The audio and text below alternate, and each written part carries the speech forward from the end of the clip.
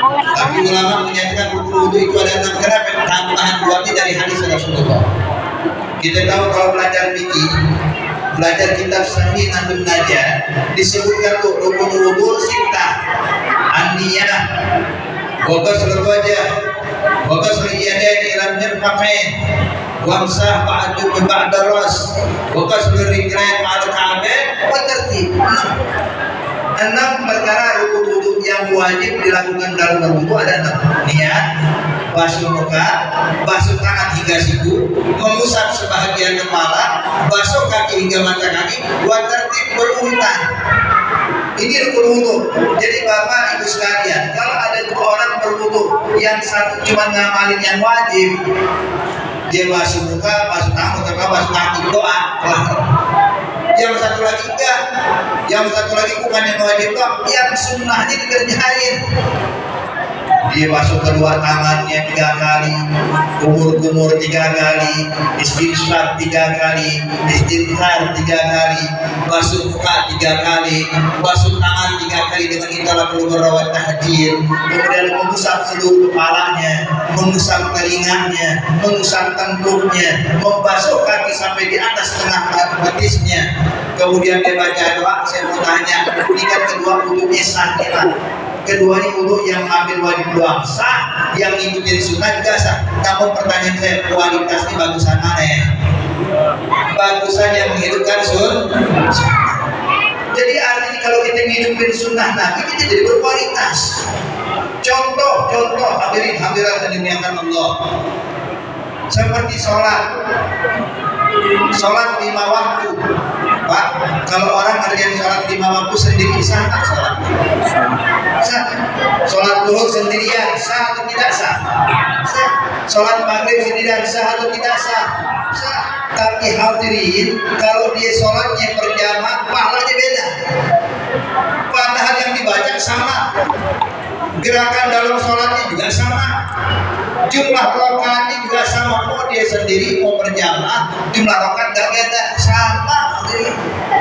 Maghrib 3 rakaat kalau sendiri 3 rakaat, kalau berjamaah juga 3 rakaat, betul. Tapi subhanallah Pak, kalau berjamaah pahalanya 27 kali lipat. Kenapa? Sebab dia ngikutin sunnah guru kami Al-Habib Umar bin Muhammad bin Khalid bin Hafid pernah bilang, jadi kalau orang sholat berjamaah pahalanya 27 kali lipat dibandingkan sholat sendiri, sebagaimana sabda Nabi besar Muhammad sallallahu alaihi wasallam, salatul jamaah tafdulu min salatil fardhi bi 27 darajah. Sholat berjamaah pahalanya 27 kali lipat dibandingkan sholat sendiri. Baik, terus Habib Umar bilang, kemudian kalau ada orang sholat berjamaah cuma sebelum berjamaah pakai kain siwak dulu, dia bersiwak sebelum sholat berjamaah, itu lebih afdal dibandingkan orang yang sholat berjamaah tapi nggak pakai kain siwak sebelumnya. Kenapa? Yang pakai kain siwak 70 kali lipat pahala lebih banyak dibandingkan orang yang sholat nggak pakai kain siwak. Sekarang saya mau tanya, yang punya kain siwak siapa di sini? Hah? Coba angkat tangan yang punya kain siwak. Ada berapa orang semuanya? Bapak, ibu, satu untuk di dengan orang tua. Ada lagi yang lain laki-laki? Ada yang punya? Jadi saya mau tanya, kalau handphone pada punya nggak semuanya? Di kantong Bapak ada siwak biji Samsu. Ada jeruk udah Ramadan, jarum filter ada, jarum filter semuanya ada. Tapi siwak kagak ada.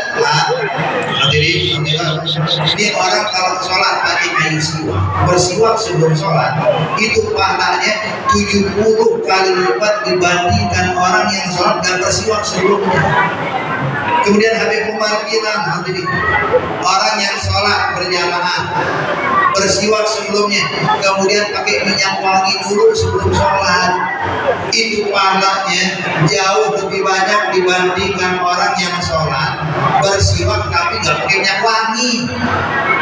Kenapa? Yang pakai minyak wangi dapat pahala tambahan. Kenapa? Ikutin sunnah Nabi Muhammad.